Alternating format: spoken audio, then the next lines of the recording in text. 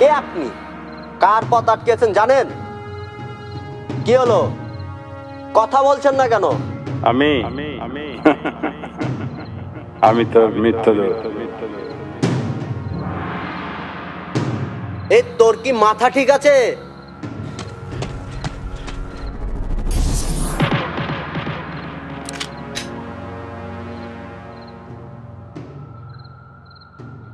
ভাই আপনি কি চান? আমাকে ছেড়ে দিন। আমি কি ক্ষতি করেছি? সাধারণের কাছে মানুষ, পাপীদের কাছে জম। অন্যায়ের বিচার নীরবে করি সংহার ও শান।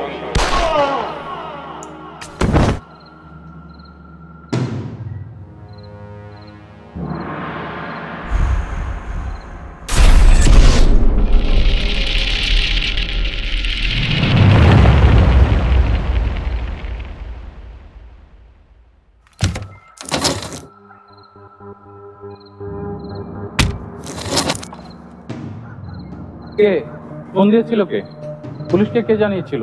জি স্যার, আমি জানিয়েছিলাম। আচ্ছা, এটি কখনের ঘটনা?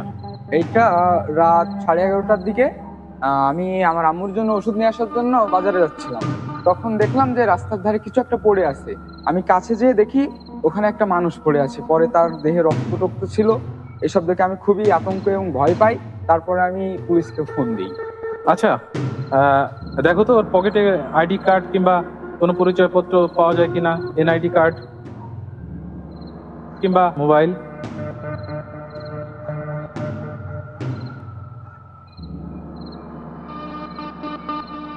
ওকে, ঠিক আছে, এটা ইনভেস্টিগেশনের ক্লু হিসেবে এটা জব্দ করেন।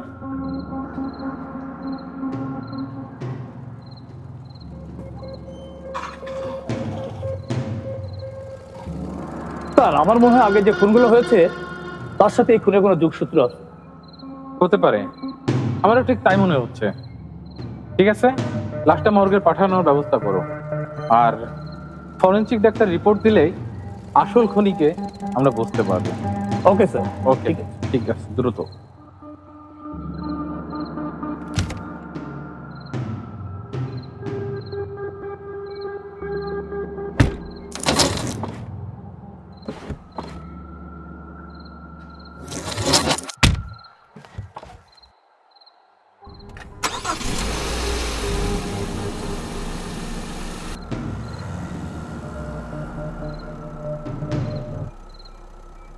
বাংলাদেশের ধর্ষণের ঘটনা একের পর এক ক্রমান্বয়ে বাড়ছে।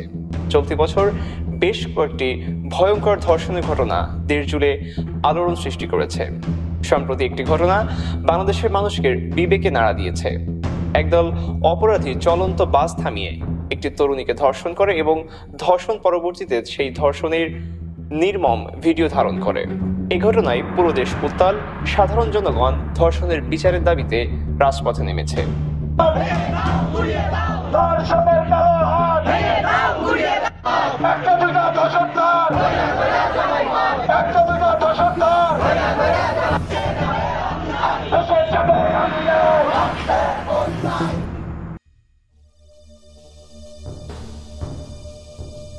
অফিসার, আমি নিশ্চিত 3টে খুনের ঘটনায় ব্যবহৃত গুলি একই পিস্তল থেকে এসেছে। ডাক্তার, আপনি এতটা নিশ্চিত হলেন কি করে? আমি ব্যালিস্টিক পরীক্ষা করে দেখেছি। প্রতিটা গুলির ব্যারেল মার্কিং, গ্রুপ এবং ল্যান্ডিং প্যাটার্ন একই। এগুলা বেরেটা M9x19 মিলিমিটার প্যারাবেলাম বুলেট। একই ব্যারেলের খাদ ও ঘূর্ণন চিহ্ন পাওয়া গেছে। মানে একজনই 3জনকে হত্যা করেছে? একদমই তাই। খুনি একই পিস্তল ব্যবহার করেছে, তাই আমাদের সন্দেহভাজন তালিকাকে একটু ছোট করতে হবে। আপনার রিপোর্ট দেখে তাই বোঝা যাচ্ছে এটা কোনো পেশাদার কিলারের কাজ হতে পারে। সম্ভবত প্রতিটি গুলির এন্ট্রি পয়েন্ট এবং অ্যাঙ্গেল প্রায় একই, তার মানে খুনি পরিশিক্ষিত হতে পারে। আমাদের এখন দ্রুত সন্দেহভাজনদের অস্ত্র পরীক্ষা করে দেখতে হবে। একদম। আপনি খুনের সময় এবং অন্যান্য তথ্য সংগ্রহ করুন, এবং আমি আরো কিছু নমুনা বিশ্লেষণ করে দেখছি। Okay doctor, thank you doctor, thank you for your nice cooperation. Welcome officer. তাহলে আমি আরো কিছু নমুনা বিশ্লেষণ করতে থাকি। ওকে।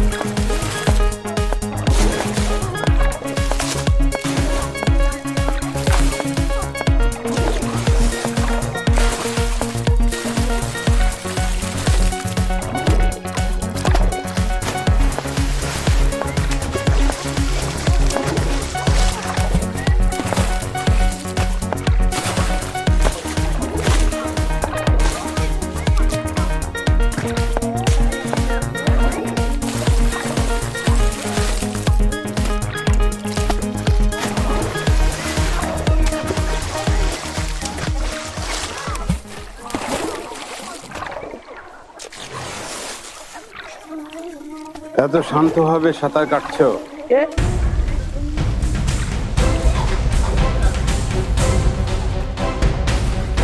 ভেবেছিলাম পাপ বোধে তোমার বুকটা দাও দাও করে। কি বলছেন?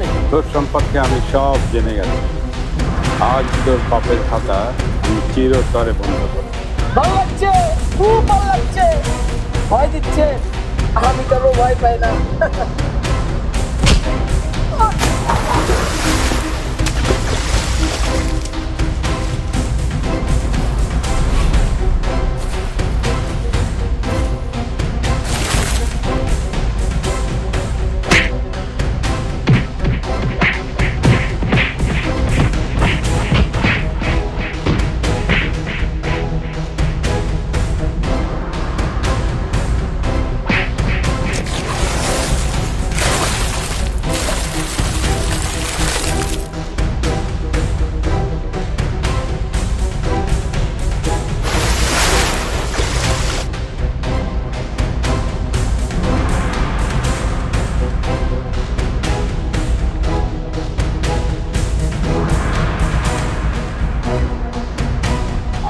ভাল লাগছে না?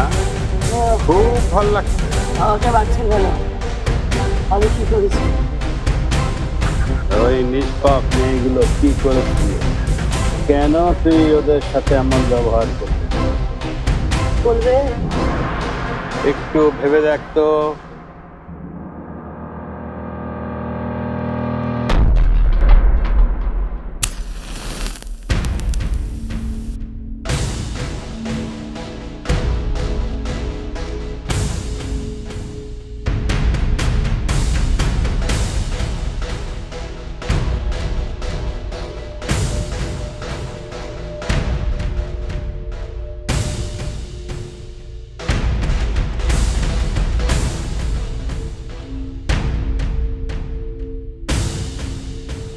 দেখ, পুরো দেখ, জ্যৈষ্ঠ মাসের আম যাচ্ছে এদের রসালো। দিয়াদ অসভ্য, বাসায় মা বোন নাই? মা বোন তো সবাই তোমার মতন সঙ্গী।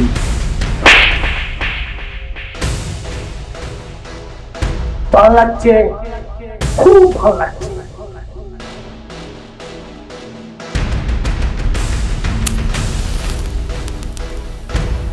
এই রাগের চেটে পুটে খেতে লাগবে।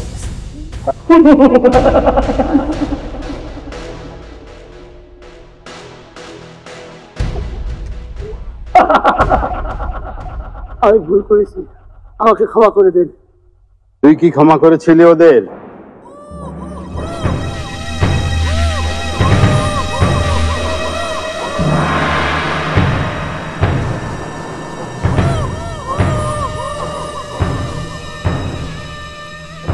ভালো লাগছে, খুব ভালো লাগছে, খুব ভাল লাগছে।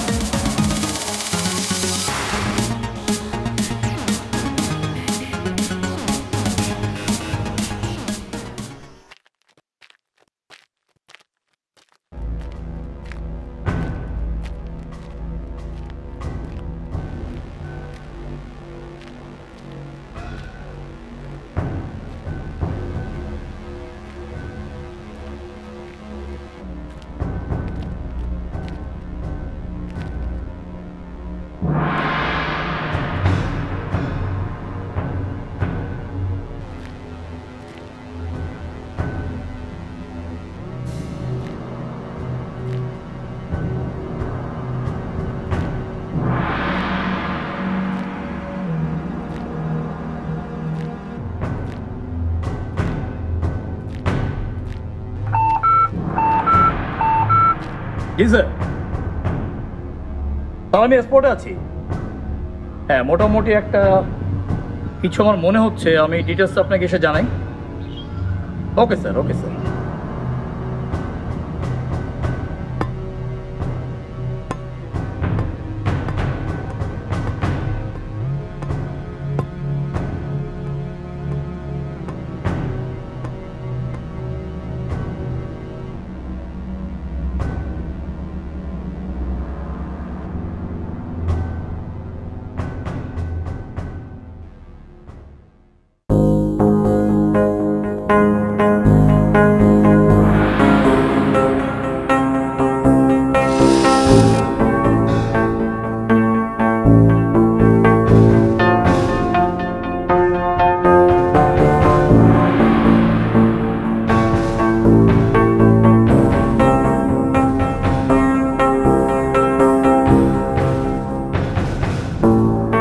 মাই গড, ঠিক যা ভেবেছিলাম তাই।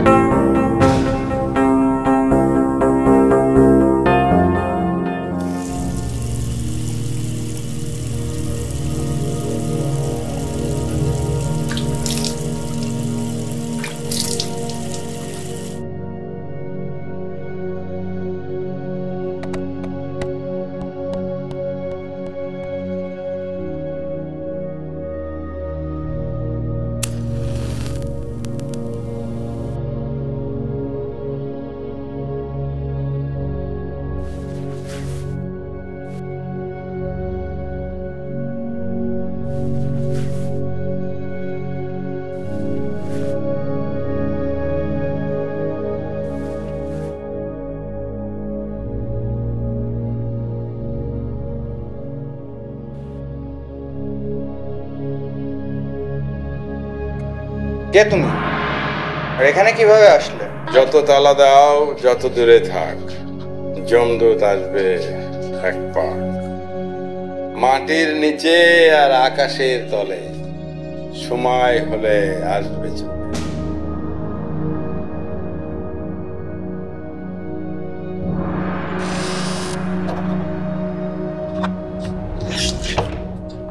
তুই আমাকে চিনিস না। এই বন্দুকের একটা গুলিই তোর জন্য যথেষ্ট।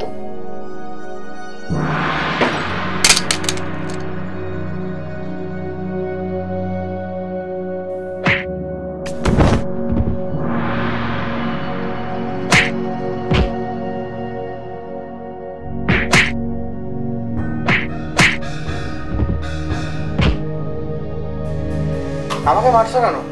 আমি তোমার কি ক্ষতি করেছি? সেদিন কি ক্ষতি করেছিল ওই নিষ্পাপ মেয়েটি তোকে? কোন মেয়েটি? চিনার জন্যই তো আমি এসেছি। মনে পড়ে কলেজের সেই ঘটনা?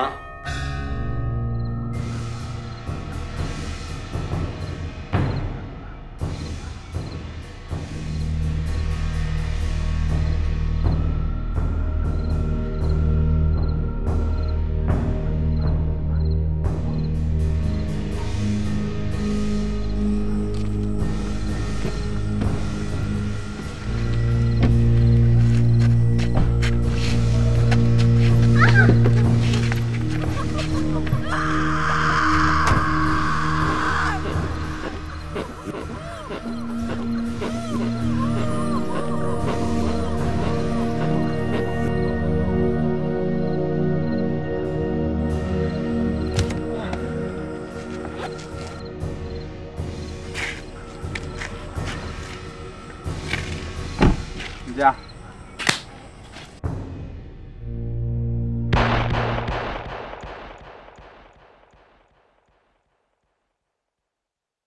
ঠিক আছে, রিপোর্টটা তোমার ডেস্কে রাখো। হ্যাঁ, আমি যখন চাই তখন দিয়ে দিও। Coming sir. Yes, coming. কি অবস্থা শুভ্র? সাইড ভিউ করেছি, বেশ কিছু তথ্য পেয়েছি। আপনাকে আমি ডিটেলসটা সন্ধ্যার পরে জানাতে পারবো স্যার। Good job. আমি জানি তুমি ইনভেস্টিগেশন ভালো করবে এবং তোমার প্রতি আমার আস্থা আছে। Thank you sir. ওকে, তাহলে সন্ধ্যায় আমি রিপোর্টটা নিচ্ছি, ফাইনাল রিপোর্ট। Okay sir.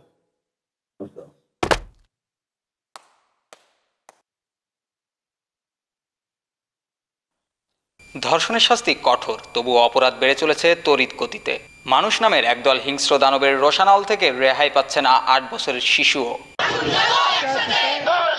এই ঘটনায় পুরো দেশ উত্তাল। সাধারণ জনগণ বিচারের দাবিতে রাস্তায়ও নেমেছে। প্রশাসনের গাফিলতি নাকি বিচারহীনতার সংস্কৃতি, এই শিরোনামে সাধারণ মানুষের দাবি ও প্রতিক্রিয়া নিয়ে সাজানো আজকের এই বিশেষ প্রতিবেদন। বিভিন্ন সংস্থার তথ্য মতে দেশে চলতি বছরের প্রথম 2 মাসে 96 জন ধর্ষণের শিকার হয়েছেন, যার মধ্যে রয়েছে 44 জন শিশু। সম্প্রতি ঘটে যাওয়া কিছু ঘটনা মানুষের মনে উদ্বেগ সৃষ্টি করেছে। মাগুরায় বোনের বাড়ি বেড়াতে গিয়ে ধর্ষণের শিকার হয় শিশু আসিয়া। চিকিৎসাধীন অবস্থায় মারা যায় শিশুটি। এদিকে নরসিংদীতে 3 দিন আটকে রেখে গর্ভবতী নারীকে সংঘবদ্ধ ধর্ষণের অভিযোগ উঠেছে। এছাড়াও গাজীপুরে 8 বছরের শিশুকে ধর্ষণ করে সেই দৃশ্য ভিডিও ধারণ করে সামাজিক যোগাযোগ মাধ্যমে ছড়িয়ে দেওয়া হয়। ধর্ষণের ঘটনা দিন দিন বেড়ে চলেছে, যা একটি দেশ ও সমাজের জন্য বড় হুমকি। বিভিন্ন গবেষণা অনুযায়ী ধর্ষণের পেছনে একাধিক কারণ রয়েছে। পারিবারিক ও সামাজিক মূল্যবোধের অভাব, আইনের দুর্বল প্রয়োগ, ইন্টারনেট ও মিডিয়ার মাধ্যমে অশ্লীল কন্টেন্ট, বেকারত্ব ও মাদকের প্রসারে অনেকে অপরাধের দিকে ধাবিত হয়। সারাপা রিন্ধি, জেএল নিউজ, ঢাকা। কঠোর আইন থাকা সত্ত্বেও অপরাধীরা বারবার পার পেয়ে যাচ্ছে কেন? বাংলাদেশে ধর্ষণের শাস্তি মৃত্যুদণ্ড বা যাবজ্জীবন কারাদণ্ড। বিচারের রায় দিয়েছেন, ফাইন, আলহামদুলিল্লাহ দিয়েছেন, কিন্তু দেরি কেন করেন? 2-3 বছর কেন রাখেন? সে তো এই ফাঁকে বিভিন্ন আইনের ফাঁকফোকর আছে। তো আইন তো মানুষের কল্যাণের জন্য। আপনি রাষ্ট্র কি কল্যাণ করছেন তাহলে আমাদের জন্য? আমার বাচ্চারা আজকে কেন অনিরাপদ থাকবে? এটা আমাদের একটা দুর্ভাগ্যজনক, এটা আমাদের একটা অভিশাপ হয়ে গেছে সমাজে। তো আমরা প্রায় দেখতে পারি না যে হঠাৎ করে এখন গণপিটুনি বেড়ে গেছে, হঠাৎ করে ডাকাতি বেড়ে গেছে, হঠাৎ করে ধর্ষণ বেড়ে গেছে। ব্যাপারটা না, এটা সবসময় ঘটছে।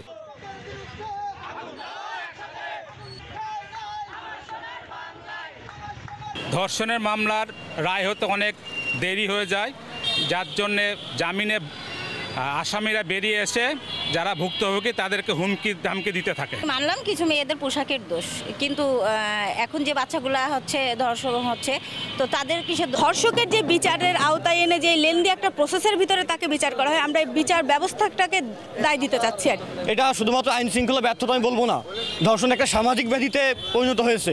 শান্ত শেখকে সাথে নিয়ে আমি হাসনাত হামিম, জেএল নিউজ। বিশেষজ্ঞ বা সাধারণ থেমে যাওয়া ঘড়ির কাঁটার মতো তাদের প্রশ্ন একই জায়গায় আটকে আছে। তাহলে এই দায় কি প্রশাসনের নয়, নাকি আমরা বিচারহীনতার সংস্কৃতির দুষ্ট চক্রে ঘুরপাক খাচ্ছি? স্যার, আপনার সঙ্গে স্যার একটু ইম্পর্টেন্ট কথা ছিল। আপনারা তো শুধু ইম্পর্টেন্ট কথা বলতেই আসেন, এদিকে মিডিয়া আমাদের সম্পর্কে পেপারে সবসময় লিখছে, আমরা কিছুই করতে পারছি না। স্যার, লাস্ট 3টা মার্ডারের সাসপেক্টেড আসামি স্যার আমি শনাক্ত করতে পেরেছি স্যার। মানে? আমরা যে লাস্ট 3টা মার্ডারের ইনভেস্টিগেশনে গিয়েছিলাম স্যার, আমরা আসামি সব ইনভেস্টিগেশন শেষ করে স্যার আমরা অলরেডি আসামিকে চিহ্নিত করতে পেরেছি। আমার যদি স্যার ভুল না হয়, এবং আমি 80% শিওর স্যার, এই মার্ডারের সঙ্গে স্যার আশরাফ স্যার জড়িত স্যার। আপনার কি মাথা ঠিক আছে? আশরাফ সাহেব জড়িত? শুভ্র, ফাইলটা স্যারকে দেখাও।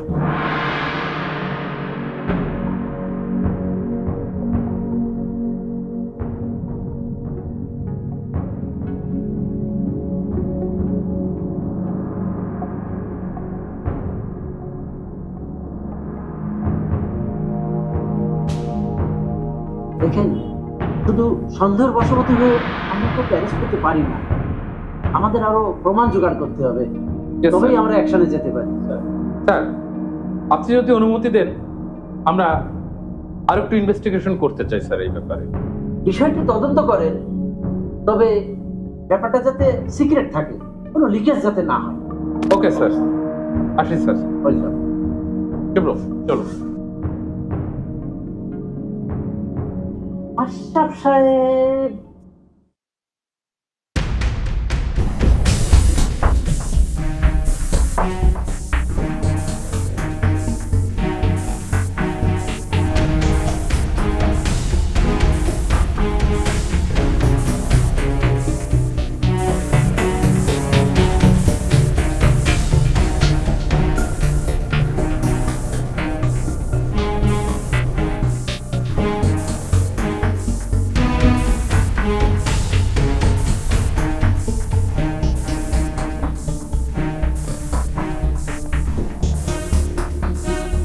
স্যার, আসসালামু আলাইকুম। ওয়ালাইকুম স্যার, আমি এসআই সোহেল আর আমার এসআই শুভ্র।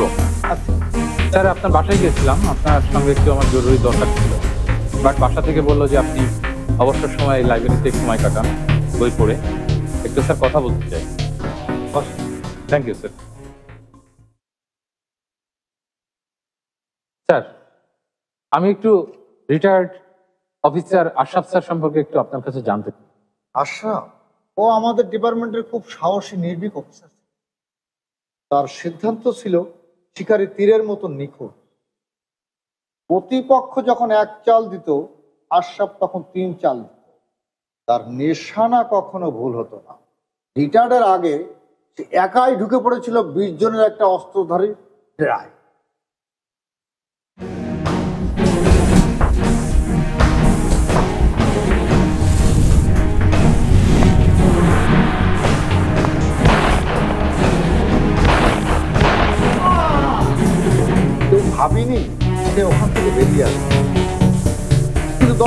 পর দেখা গেল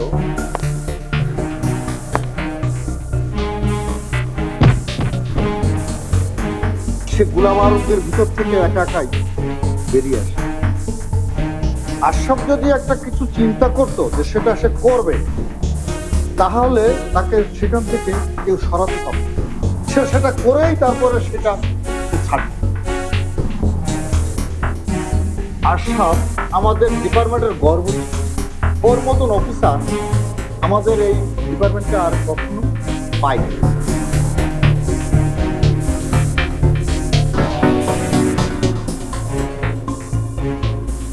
থ্যাংক ইউ স্যার, অনেক ইনফরমেশনের জন্য আপনাকে স্যার অনেক ধন্যবাদ। আর যদি স্যার কখনো কোনো ইনফরমেশনের দরকার হয়, আশা করি আপনি আমাদের সহযোগিতা করবেন। আসি স্যার।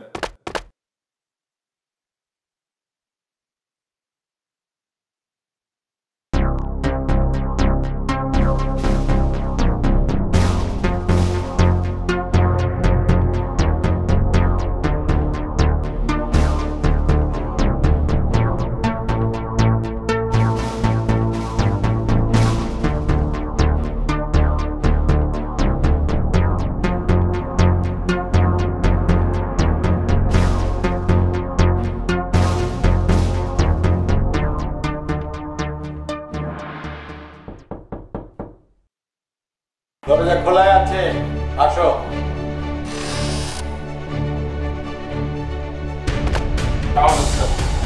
ওয়ালাইকুম আসসালাম। এই রাত দুপুরে পুলিশ অফিসার দরজায় বুঝতে পেরেছি তুমি উত্তর করতে এসেছো। স্যার, আমি আপনাকে গ্রেফতার করতে এসেছি। কিসের ভিত্তিতে মিরাজ? স্যার, প্রতিটা খুনের জায়গায় যে সিগারেটের ফিল্টার পেয়েছি সেই ব্র্যান্ডের সিগারেট আপনিই খান, এবং প্রতিটা ডেড বডিতে নিশানা এত নিখুঁত ছিল যা সাধারণ কারো পক্ষে এ নিশানা করা সম্ভব না। শুধু একজন অভিজ্ঞ শুটারই এরকম পারফেক্ট শট দিতে পারে। আমরা জানি এরকম নিখুঁত শট নেওয়ার মানুষ আপনি ছাড়া কেউ নেই। তুমি ভালোই তদন্ত করেছো মিরাজ, তাহলে দেরি না করে হ্যান্ডকাপ লাগাও। না স্যার, আমি আপনাকে হ্যান্ডকাপ লাগাতে পারবো না। শুধু জানতে চাই কেন স্যার, কেন আপনি আইন নিজের হাতে তুলে নিচ্ছেন? আপনি তো আইনেরই লোক ছিলেন। আইনের লোক? কোন আইন মিরাজ?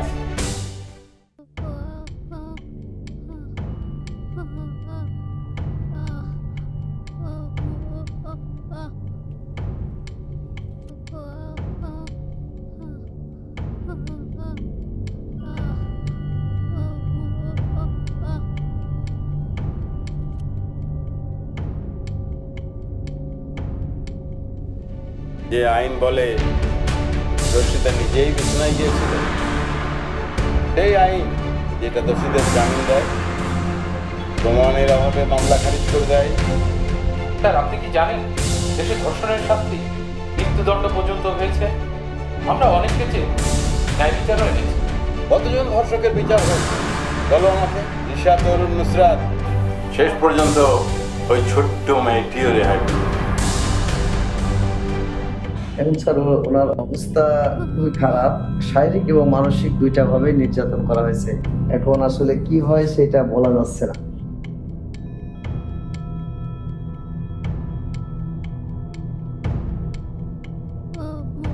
তোমার কেমন লাগছে? ঠিক আছে, থাক, চিন্তা করো না, আল্লাহ নিশ্চয়ই সহায় হবে। আর এই নরকী শাস্তির বিচার আল্লাহ অবশ্যই করবে।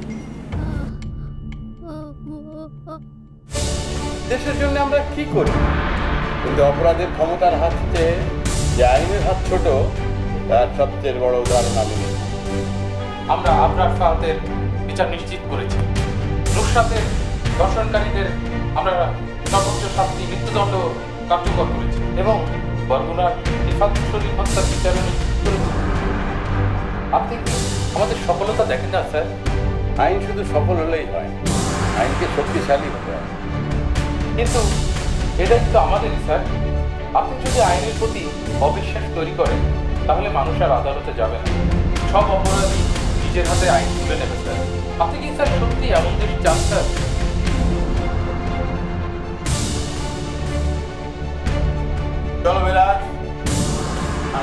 হাতে নিজেকে স্যার, একটা কথা মনে রাখবেন, আইনের ফাঁকফোকর সব কিছুই আছে, তবে সেটা সংশোধন করার দায়িত্ব আমাদের। আইন ধীরে কাজ করে, কিন্তু ন্যায় বিচার নিশ্চিত করা আমাদের কাজ। আইন যদি সঠিক পথে পরিচালিত হয়, তবে অপরাধীরা রেহাই পাবে। দেশকে বদলাতে চাইলে আইনকে বিশ্বাস করতে হবে, শক্তিশালী করতে হবে এবং সমাজকে সচেতন করতে হবে।